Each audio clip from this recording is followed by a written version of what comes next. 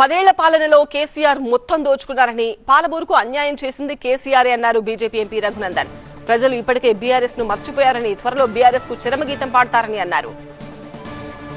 రఘునందన్ వ్యాఖ్యల పూర్తి సమాచారం టీవీ9 సీనియర్ కరెస్పాండెంట్ విద్యాసాగర్ వివరిస్తారు. మనతో పాటు బీజేపీ ఎంపీ రఘునందన్ రావు ఉన్నారు. నిన్న తెలంగాణ మాజీ సీఎం కేసీఆర్ చేసినటువంటి వ్యాఖ్యల్లో భాగంగా తెలంగాణకు బీజేపీ కూడా అన్యాయం చేయాలని చూస్తుంది, బీజేపీ అంతు చూస్తామంటూ చేసినటువంటి వ్యాఖ్యలు ఎలా చూస్తారు?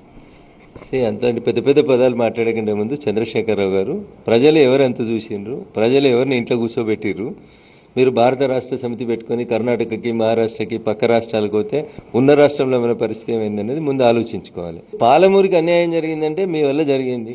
పాలమూరు వాళ్ళు మీరు కష్టాలలో ఉన్నప్పుడు మిమ్మల్ని ఎంపీ గెలిపించారు. 5 సంవత్సరాలు పాలమూరు ఎంపీగా ఉండి మీరు పార్లమెంట్లో పాలమూరుకి జరిగిన అన్యాయం మీద ఒక్కరోజు ఒక్క నిమిషం మాట్లాడింది చెప్పమనన్నా. ఆఖరికి ప్రజలు నీకు అవకాశం ఇస్తే 10 ఏళ్లలో నువ్వు కాళేశ్వరం పేరిట కమిషన్ల కోసమే పాకులాడినవి తప్పితే పాలమూరులో వలసలు పోతున్నాయని నిన్న ఆయన చెప్పిన గోరేటి ఎంకన్న పాటని గోరేటి ఎంకన్న దొలకపోయి పాలమూరులో ఎందుకు కూర్చోలే? పాలమూరులో ఎత్తిపోతల పథకాలు ఎందుకు కంప్లీట్ చేయలేకపోయినావు? అడిగేటోళ్ళు లేక అప్పుడు అట్లే దబాయించుడు, ఇప్పుడు అట్లే దబాయించుడు. 2 ఏళ్ళు సార్ ఫామ్ హౌస్లో పడుకుంటే తెలంగాణ అంతా పడుకోవాలి. సార్కి ఇలా నిద్ర లేచిండు, మేలుకు వచ్చింది కాబట్టి ఇలా తెలంగాణ అంతా లేచి ఆయన వెనకాల ఉరకాలనా? ఇదేం న్యాయం అన్నా? రేపు ఎంపీటీసీ, జడ్పీటీసీ, సర్పంచ్ ఎలక్షన్లలో బీజేపీ పుంజుకున్నది. ప్రతి పల్లెటూరులో భారతీయ జనతా పార్టీ కార్యకర్త, వార్డు మెంబర్ దగ్గర నుంచి సర్పంచ్గా ఏదో ఒకటి గెలిచిండు కాబట్టి రేపు వచ్చేటువంటి గుర్తు మీద జరిగేటువంటి ఎన్నికలలో మళ్ళీ పరిస్థితి ఎట్లుంటుందో అర్థం కాక యువరాజుకి అంధాకారం కనబడుతుంటే నాయనని తోడు తెచ్చుకున్నాడు. అంతకుమించి దీంట్లో కొత్తగా వాళ్ళు ఏదో చేస్తారు, వీళ్ళేదో చేస్తారు, వాళ్ళతోటి ఏం కాదు. ప్రజలు ఆల్రెడీ వాళ్ళని మర్చిపోయినరు. భవిష్యత్తులో పూర్తిగా ఆ పార్టీకి చరమగీతం పాడతారు. 8 మంది బీజేపీ ఎంపీలు ఏం చేస్తారో మేము చెప్తాం.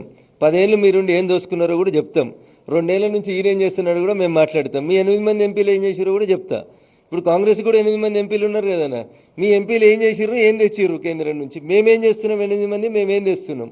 అంతకుముందు 10 ఏళ్ళు ఆయన ఏం చేసిండు, ఆయన ఏం తెచ్చిండు, మేము కూడా చెప్పడానికి సిద్ధంగా ఉన్నాం. బీఆర్ఎస్తో ఒరిగేదేమీ లేదు, అది అరిగిపోయిన గ్రామ్ రికార్డ్ లాంటిది తప్ప పెద్దగా బీఆర్ఎస్తో ఇక భవిష్యత్తు అనేది లేదు. డెఫినెట్గా బీజేపీ ఎంపీలం తెలంగాణ ప్రయోజనాల కోసం కట్టుబడి ఉన్నాం. అటు కాంగ్రెస్ కానీ ఇటు బీఆర్ఎస్ కానీ ఎవరైనా చర్చకు వస్తే తెలంగాణకు ఏం చేశామో చూపిస్తామంటూ కూడా బీజేపీ ఎంపీ రఘునందన్ రావు సవాల్ విసురుతున్నారు. కెమెరామెన్ శేషుతో విద్యాసాగర్, టీవీ9 హైదరాబాద్.